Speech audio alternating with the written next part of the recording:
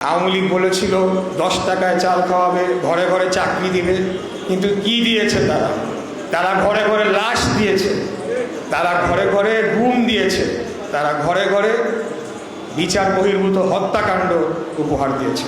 চরম মানবাধিকার লঙ্ঘন করে তারা ক্ষমতা টিকেছিল। তারা মনে করতো আমরা তাদের দাস, আমরা এই দেশে থাকবো, তারা আমাদেরকে রাজার মতো তারা আমাদেরকে পরিচালনা করবে। তো সেখান থেকে অবশ্যই আমরা তো বের হয়ে এসেছি, কিন্তু আমাদের এই লড়াইটা পূর্ণাঙ্গভাবে শেষ হয়ে যায় না। আমাদের লড়াই, আমাদের দাবি, আমাদের সংগ্রাম শুরুর থেকেই একটাই ছিল যে নিরপেক্ষ নির্দলীয় তত্ত্বাবধায়ক সরকারের অধীনে জনগণ ভোট দিবে, জনগণ ভোট দিয়ে তাদের রাষ্ট্রকে পরিচালনা করবে, সেটিকে তারা নির্ধারণ করবে। আমরা আজ পর্যন্ত, এখন পর্যন্তও সেটাই চাই, সেটাই আমাদের দাবি।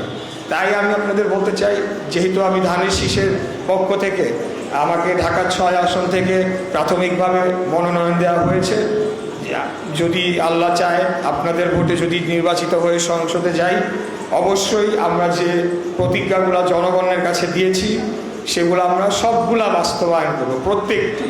আমরা এই সংস্কারের ধারণা প্রথমে বাংলাদেশ জাতীয়তাবাদী দলের পক্ষ থেকেই দেওয়া হয়েছিল হাসিনা পালিয়ে যাওয়ার 2.5 বছর আগে।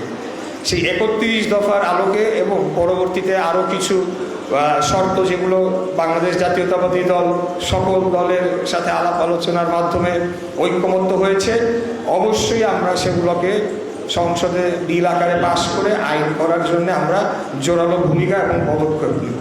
2, একটা দল বলার চেষ্টা করে যে বিচার নিয়ে আমাদের অনীহা রয়েছে।